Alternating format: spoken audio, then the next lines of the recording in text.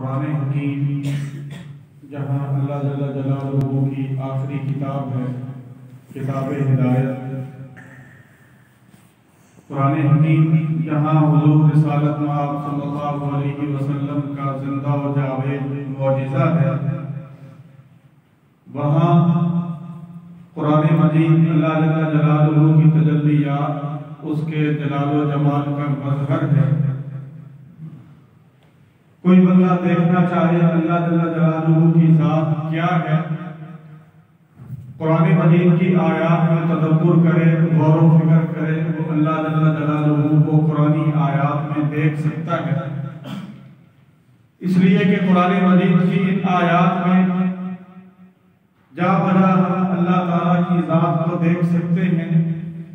قرآن مجید کی آیات میں اگر آپ غور کریں، کہیں رحمان، کہیں رحیم، کہیں حی، کہیں قیوم، سمیع، بصیر، علیم، خبیر، رحمان، رحیم، یہ اللہ تعالیٰ کی ہمیں آیات بکھری ہوئی نظر آتی ہیں۔ ان آیات میں ہم اللہ جل جلالہ کی ذات کا مشاہدہ کر سکتے ہیں۔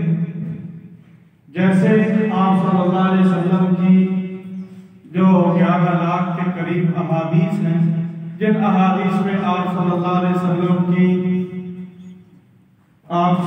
وسلم کا تعارف، آپ صلی اللہ علیہ وسلم کی علامات بیان کی گئی ہیں، آپ صلی اللہ علیہ وسلم کے اوصاف، آپ کی صفات، ان احادیث مبارکہ کا جب ہم مطالعہ کرتے ہیں تو آپ صلی اللہ علیہ وسلم کی ذات مبارک کو ان احادیث کی روشنی میں ہم دیکھ سکتے ہیں۔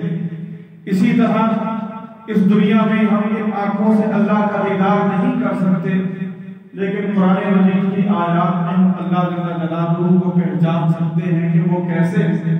اس کو سمجھنے کے لیے ایک واقعہ آپ کے سامنے رکھتا ہوں، جس سے آپ اس بات کو بہتر انداز سے سمجھ سکیں گے۔ آج سے چند سو سال پہلے کی بات ہے، ایران میں ایک بادشاہ تھا۔ بادشاہ نے شعر کہنا چاہا، ایک مصرع اس نے کہہ دیا، دوسرا مصرع اس سے بن نہیں رہا تھا کہ دوسرا مصرع اس کا کیا ہونا چاہیے۔ اس نے شعر کہا، در ابلق کسے کم دیدہ بود، یعنی ابلق کہتے ہیں ایسا موتی جس میں 2 رنگ ہو، سیاہ رنگ بھی ہو، سفید رنگ بھی ہو۔ تو اس نے کہا در ابلق ایسا موتی جو 2 رنگ رکھتا ہو، سیاہ بھی سفید بھی، بہت کم لوگوں نے دیکھا ہے۔ در ابلق کسے کم دیدہ بود۔ دوسرا مصرع وہ کہنا چاہ رہا تھا، دوسرا مصرع اس سے بن نہیں پا رہا۔ ایران کی زبان فارسی تھی، اس نے ایران کے شعراء کو کہا کہ اس کا دوسرا مصرع بناؤ، لیکن کسی بھی شاعر نے دوسرا مناسب مصرع، اس کا غروب اس پہ نہ ہوا، وہ مناسب مصرع کیا نہ سکا۔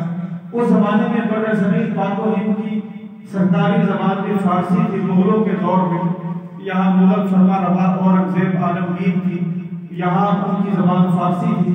اس نے اورنگزیب عالمگیر سے کہا کہ میں نے ایک مصرع کہا ہے، در ابلق کسے کم دیدہ بود، دوسرا مصرع اس کا آپ اپنے بر صغیر کے شعراء سے کہیں کہ دوسرا مصرع اس کا بنا کر مجھے دیں۔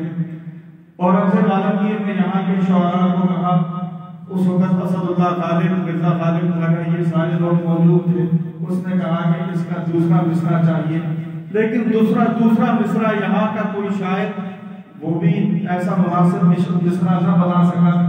اتفاق سے اورنگزیب عالمگیر کی بیٹی جن کا نام زینب النساء تھا، وہ بھی اچھی شاعرہ تھی، اس کے سامنے پہلا مصرع آیا تو دوسرا مصرع اللہ تعالیٰ نے اس کے ذہن میں ڈال دیا۔ دوسرے مصرع کا غروب ہوا، اس نے دوسرا مصرع کہا کہ مگر اشک خدا نے سرما آلود، یہ دوسرا مصرع کہا اور یہ اتنا برگوتا اس نے یہ دوسرا مصرع کہا۔ اورنگزیب عالمگیر نے یہ دوسرا مصرع ایران کے بادشاہ کی طرف بھیجا کہ ہمارے یہاں کے ایک شاعر نے اس کا دوسرا مصرع یہ کہا ہے، یہ نہ بتایا کہ میری بیٹی نے یہ دوسرا مصرع کہا ہے۔ ایران کا بادشاہ خوشی سے جھوم اٹھا کہ اتنا اچھا مصرع اس میرے پہلے مصرع کے ساتھ یہ شاعر نے دوسرا مصرع لگا کر شعر کو مکمل کیا ہے۔ وہ جھوم اٹھا اس کی خوبصورتی کو دیکھ کر شعر کی۔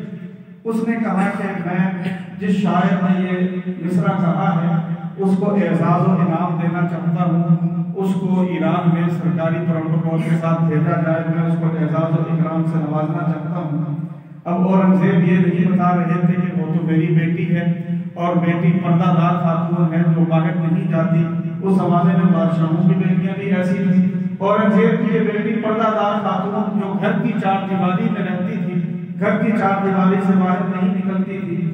آج تو ہماری خواتین کہتی ہیں کہ ہم مردوں کے شانہ بشانہ کھڑے ہوں گے، ہم مردوں کے شانہ بشانہ چلیں گے، کام کریں گے، ہمیں آزادی ملے۔ آزادی یہی ہے کہ وہ جیسے مرد دکان پہ کھڑے ہیں، ملازمت کر رہے ہیں، وہ اس میں اعزاز سمجھتی ہیں کہ میں بھی دکان پہ کھڑی ہوں، جیسے بس گاڑی ڈرائیور گاڑی چلا رہا ہے، کنڈکٹر گاڑی میں موجود ہے، میں بھی یہ کام کروں، شاید اس میں وہ اعزاز سمجھتی ہے۔ اسلام نے تو اس کو عزت دی ہے کہ گھر کی چار دیواری میں رہے اور باہر کے کام سارے مرد کریں۔ چنانچہ اورنگزیب عالم کی اس کی بیٹی وہ تو گھر کی چار دیواری سے باہر نہ نکلتی تھی، چاہے جائے کہ وہ ایران جاتی۔ اس نے ایک شعر جواباً کہا، اس نے شعر کہا، در سخن مخفی منم چوں بوئے گل در برگ گل، ہر کے دیدن میل دارت در سخن بینت مرا۔ در سخن مخفی منم، میں اپنے کلام میں ایسی چھپی ہوئی ہوں جیسے کہ گلاب کی پتیوں میں اس کی خوشبو چھپی ہوتی ہے۔ آپ گلاب کی پتیوں سے اس کی خوشبو کو الگ نہیں کر سکتے۔ ہر کے دیدن میل دارت در سخن بینت مرا، جو بھی مجھے دیکھنا چاہتا ہے میرے کلام میں مجھے دیکھ لے۔